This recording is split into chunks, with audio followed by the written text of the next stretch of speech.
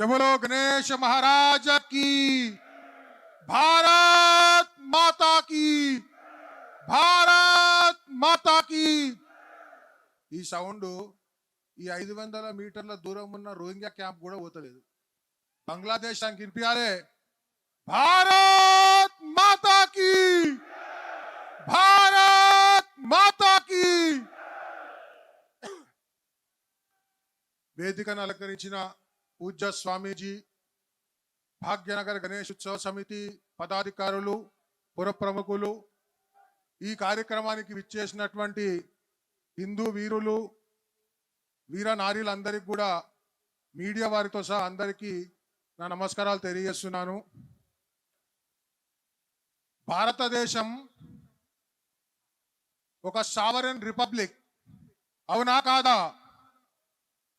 Sovereign republic అంటే మనం governor చేసుకోవడానికి ఒక కాన్స్టిట్యూషన్ ఉంది.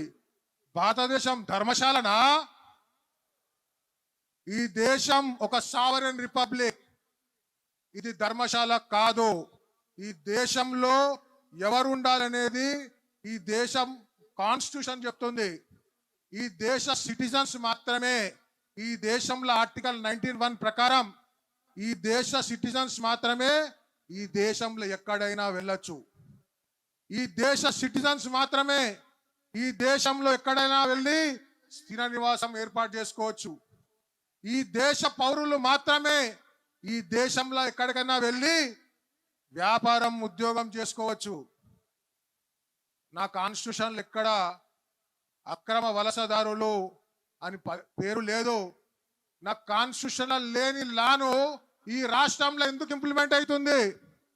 సాక్షాత్తు ఈ సభను నిర్వహించుకోవడానికి మనం హైకోర్టు ముందు వెళ్ళినప్పుడు అక్కడ జరిగిన వాదనలలో సాక్షాత్తు ఈ రాష్ట్ర ప్రభుత్వం తరఫున ఉన్నటువంటి న్యాయవాదులు ఏం చెప్పారు అంటే, మా ఇంటెలిజెన్స్ రిపోర్ట్ ప్రకారం ఈ సభ జరుగుతున్నటువంటి ప్రాంతం నుంచి 500 మీటర్ల దూరంలో 7,000 వరకు రోహింగ్యాలు ఉన్నారు.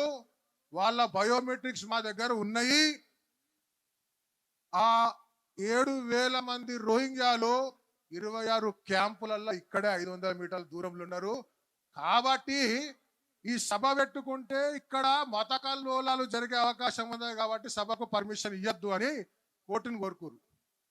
ఇప్పుడు ఎట్లా అనిపిస్తుంది అంటే, ఇంటి ఓనరు మా ఇంటికి దొంగ వచ్చిండు అని పోలీసు వాళ్ళకి ఫోన్ చేస్తే, లేలే దొంగ మంచోడు కాదు, నువ్వు పారిపోవాడు అని చెప్పినట్టుంది. దొంగ నువ్వు కంప్లైంట్ ఇచ్చినావని తెలిస్తే దాడి చేస్తాడని చెప్తే ఓనర్ భయపడాలంటుంది. మేము లీగల్, వాళ్ళు ఇల్లీగల్, మాకే రైట్, వాళ్ళకి రైట్స్ లేవు. రోహింగ్యాలను ఏడ కూడా ఇండియన్ లాలో రిఫ్యూజీస్ గా డిక్లేర్ చేయలేదు. India United nation refugee convention కి సిగ్నేటరీ కాదు. మన రాష్ట్రంలో కానీ మన దేశంలో ఉన్న ఏ చట్టాలలో రిఫ్యూజీ లేదు. ఇక్కడికి అర్ధరాత్రి పూట ఇంటర్నేషనల్ బార్డర్ దాటి వచ్చి, ఇంత దూరం దాటి వచ్చి మన హైదరాబాద్లో వివిధ ప్రాంతాల్లో ఈడ అక్రమంగా నివాసం ఏర్పడిన వాళ్ళని ఏమంటారు? ఇల్లీగల్స్ అంటారు. ఈ ఇల్లీగల్స్ ని ఇండియన్ ఫారెన్ యాక్ట్ ప్రకారం ఏం చేయాలో తెలుసా? వాళ్ళందరినీ ఐడెంటిఫై చేయాలి. ఇక్కడ రాష్ట్ర ప్రభుత్వం వాళ్ళందరినీ వెరిఫై చేయాలి. వెరిఫై చేసి డీటైన్ చేయాలి. డీటైన్ అంటే ఎట్లా? మన కరోనా వచ్చిన స్టార్టింగ్లో మార్చ్ 16, 18, 20 టైంలో ఎవరన్నా కరోనా వచ్చింది అంటే వాళ్ళని ఏం చేస్తుండే? క్వారంటైన్ చేస్తుండే. ఒక ఇంట్లోనే పెట్టేసి చుట్టూ బ్యారికేడింగ్ చేసి బ్లీచింగ్ పౌడర్ వెళ్ళి వాళ్ళు బయటికి వెళ్ళకుండా, ఎవరు లోపల పోకుండా చూస్తుండే. దాన్ని డిటెన్షన్ అంటారు. ఐడెంటిఫై చేసిన 7,000 మంది రోహింగ్యాలు డిటెన్షన్లు ఉన్నారా? లేరు. రోజు పొద్దున బయటికి వెళ్తున్నారు. చుట్టుపక్కల ప్రాంతాల్లో పోయి ర్యాక్ పికింగ్ పేరు మీద కల్తీ సామాన్లు తయారు చేయడం. ఇదే రోహింగ్యా బంగ్లాదేశీ క్యాంప్లో కల్తీ అల్లం వెల్లిగడ్డ పేస్టు, మీకు చుట్టుపక్కల హోటళ్లలో మీరు తినే బిర్యానీలు అనుకునే బిర్యానీలల్లో ఈ రోహింగ్యాలు తయారు చేసిన కల్తీ జింజర్ గార్లిక్ పేస్ట్ అమ్ముతున్నారు. బిజినెస్లు చేస్తున్నారు, ఆధార్ కార్డులు ఉన్నాయి, ఓటర్ ఐడి కార్డులు ఉన్నాయి, రేషన్ కార్డులు ఉన్నాయి. నీకు ఎన్ని కార్డులు ఉన్నా నువ్వు ఇల్లీగల్, మేం లీగల్. కాబట్టి రాష్ట్ర ప్రభుత్వం ఇకనైనా మేల్కోవాలి. మా సభ మీద తప్పుడు ప్రచారం చేయడం బంద్ చేయాలి. ఈ సభ ద్వారా I want to make it loud and clear. ఈ సభ ఏ మతాకు వ్యతిరేకంగా కాదు, ఏ భాషకు వ్యతిరేకం కాదు, ఏ కులానికి వ్యతిరేకం కాదు, ఏ ప్రాంతానికి వ్యతిరేకం కాదు. ఇది కేవలం ఇల్లీగల్స్ కు మాత్రమే వ్యతిరేకం. కాబట్టి మేము ధర్మరక్ష సభ అని పేరు పెట్టుకుంటే మీరు ధర్మరక్ష సభ ఎందుకు పేరు పెట్టుకున్నారు? మీరు రాష్ట్ర రక్షా సభ లేకపోతే దేశ రక్షా సభ పెట్టుకోవచ్చుగా అని ఒక ఆయన అడిగి టీవీ ఇంటర్వ్యూలో ఇంతకుముందు. నేనన్నా ధర్మం అంటే దానికి అర్థము సందర్భం బట్టి వస్తుంది. నువ్వు రాష్ట్ర ధర్మం చేసాడు, ఎట్లయితే రాష్ట్ర ధర్మం ఉంటుందో, ధర్మంతో పాటు రాష్ట్ర ధర్మం ఉంటుందో, అట్లనే ఎవరైనా సరే ఇండియన్ సిటిజన్ వాళ్ళ ధర్మంగా భావించి రాష్ట్రాన్ని దేశాన్ని రక్షించుకోవాలి. ఎవరి నుంచి? ఇల్లీగల్ నుంచి. ఆ ధర్మమే ఈ ధర్మం అని మేము ధర్మరక్షా సభ అని పేరు పెట్టుకున్నామని చెప్పినాం.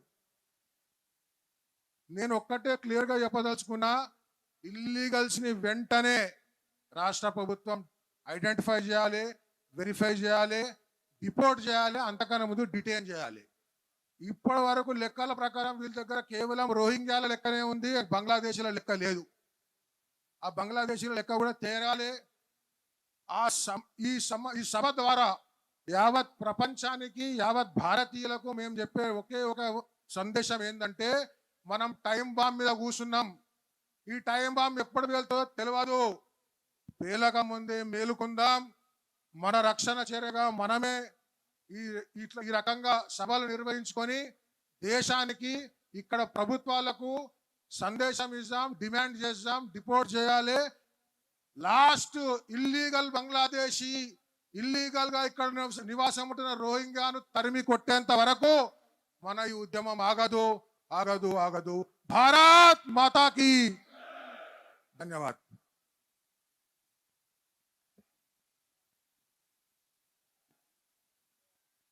అందరూ కూడా విచ్చేస్తున్న హిందూ బంధువులందరూ కూడా అక్కడ దూరం స్క్రీన్లు కూడా పెట్టడం జరిగింది.